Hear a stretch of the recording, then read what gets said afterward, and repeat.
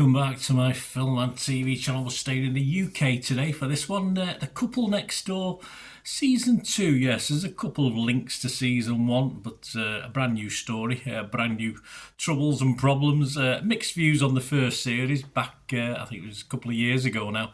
And we've got one or two comeback reprising the roles, but only in sort of minor roles. Well, not one of them isn't. One of them starts as a minor role, but becomes a little bit more into it. I'll tell you about it anyway. Of Series 2 of this, Carol Midgley of The Times said about it, as a series is as daft as a brush, but on the surface level it is entertaining. Well, Carol was entertained. Adam Bloodworth from the London Evening Standard differed slightly. He said about this: audiences may have found The Couple Next Door fitted snugly into guilty pleasure territory, but this new helping is not ridiculous or carnal enough for that. Yeah, so he didn't like it, I think, reading between the lines. My thoughts in a minute. It's about heart surgeon Charlotte Roberts and a life with her consultant anaesthetist husband Jacob the liar there. Jacob is turned upside down when their mysterious new hospital colleague, Mia, a nurse, rents out a house next door. Yes, so that's basically it. Couple Next Door. The series is loosely adapted apparently from the Scandi drama Dopamine, if you watched that one, or took it, made by Kamikaze Film CPH, format sales by Reinvent International Sales, and the Dutch format The Neighbours, made by Mill Street Films. So obviously we've got a couple of versions, might be better than this, who knows. David Allison's a writer and Dries Vos is a director. It stars Annabelle Sholey as Charlotte, Sam Palladio as Jacob, Aggie K. Adams as Nurse Mia, or I likened her to Nurse Betty at times, remember that film? Senville Ramurthy as Leo, Hugh Dennis, of course, reprises his role, he's back as Alan, Mamie McCoy, Adam James, Tanya Moody, Jackie Clune, Barney White. A bit of a mishmash of talent from bit wooden to okay. Yeah, I mean, within the opening 10 minutes, it's sort of Amdram time again, as we have some really pretty poor acting, but thankfully not necessarily from the better known faces in this, so we don't have to suffer it too much on and off this series. And of course, the initial thought was the nurses must be paid very well to rent a place next to a surgeon and anaesthetist. Although it wasn't the biggest house in the world, but probably depending where it is. Of course, I think this is set in Leeds, isn't it? Yeah, Leeds. Yeah, so a bit expensive, but not overly expensive. Of course, this question about a nurse affording it is soon answered, even within the first episode. So as we start to see a darker side of our Norwegian, although she was called Swedish as well, but I think that was just to annoy her, to be honest with you. But there you go. So we get a darker side. Who'd have thunk that, eh? As far as the actor who plays Nurse Mia, Aggie K. Adams, yeah, she's pleasant enough. She's a good actor. I liked it.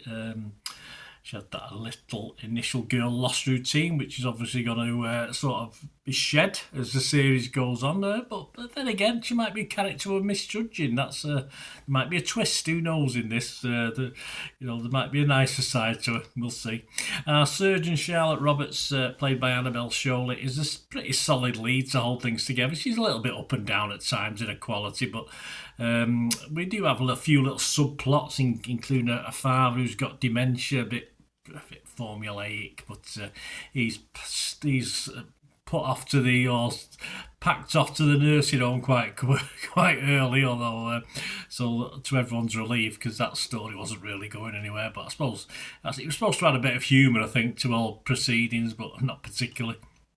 And as you'd expect, our worldly wise surgeon and hubby are soon taken in by the new neighbour, who, of course, has got a dodgy past, as we know, thanks to flashbacks. So that's what we get to tell us a little bit about her. Now, drip of information. We never quite know everything till the series progresses, as you'd expect. Hugh Dennis is an interesting one, of course, if you remember him from Series 1. And he's sort of... At least he's someone we sort of feel sorry for a little bit, and then that sort of dissipates and he muddles through life trying to get back on track. And then he's a bit of a bit part player till towards the end, where he just needs a cape, I think. But it's easy enough. Hugh Dennis is easy enough watching this sort of thing and plays a good part, actually. Anyway, we do get a series with building sexual tension that reaches climaxes at certain stages. And of course, the flashbacks are a drip of information that gets more lively as the second half of the series progresses, and it all ramps up, of course, sexually, and eventually the past does arrive to cause problems and even more, well, sort of at times, silliness and jeopardy to proceedings. Listen, if you're a soap watcher, I don't watch the soaps anymore. I find the acting very poor. I find all the scripts very formulaic now. It's all been done many times before, of course. But these dramas have the style. They have the people who like them. It does have some sort of appeal at a throwaway level.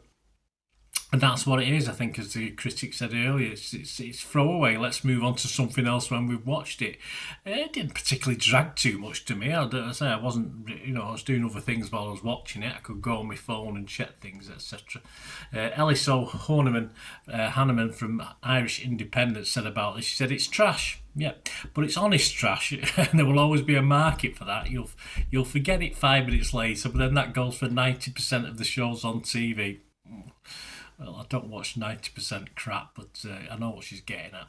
So it would be unfair to hold that against it. Well, I won't hold it against it, but then again, I can't heartily recommend it. It is throwaway stuff for me. And first, it's about, if you like Series 1, and you'll probably enjoy Series 2. It's as simple as that. There's not many critics out there, or scores out there, if you like, for this one, but... So obviously Internet Movie Database does it as a whole. It does scores it for Series 1 and 2, so I can't really judge on that.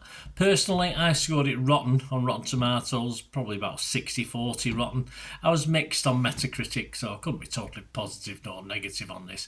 But I will give it a score, because I know there's a market for this, and it is what it is. It's, as I say, while watching it, I didn't get the urge just to sort of, I'll move on to something else, and all right. And sometimes I use the excuse I'm reviewing it, so I'll have to watch it all the way through. But it was all right. Some of the acting was okay, and some of the characters were likeable in their own way, and a pleasure to watch at times. But it did struggle. I mean, Hugh Dennis is a bit of a light. It's always nice to make sure he gets through it without getting killed or anything happens to him. So it was okay. So I'll give it a 5 out of 10, which is my minimum score for anything. I mean, it just about scraped a 5 out of 10.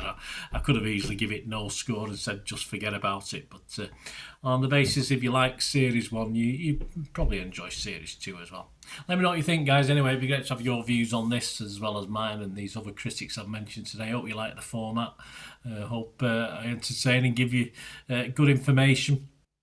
And just let me know. Let me know what you think, and let me know anything to do with film and TV. It's great to have your comments. And please, if you do like what I try and do on the channel and want to help support me going forward, or follow my socials, the various socials, please just stay watching and listening.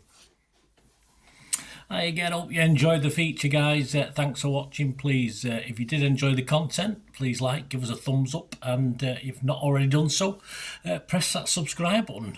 If you're not already subscribed, that'd be wonderful. It's free to subscribe, absolutely free. Also, check out my social media links if you want to follow me on TikTok, Instagram, X, Facebook.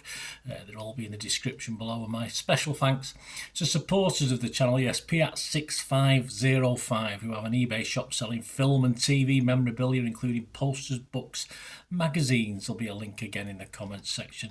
And if you're into your football, don't forget my football stuff on Manchester City for general football fans, but mainly City fans, of course. Or if you know someone who might enjoy that, give them a kick in my direction. I'll be very, very grateful. And as ever, guys, comments on this feature is wonderful. Anything to do with film and TV is always very, very welcome. It's great to talk film and TV. I thank you guys for your support. Stay safe, everyone.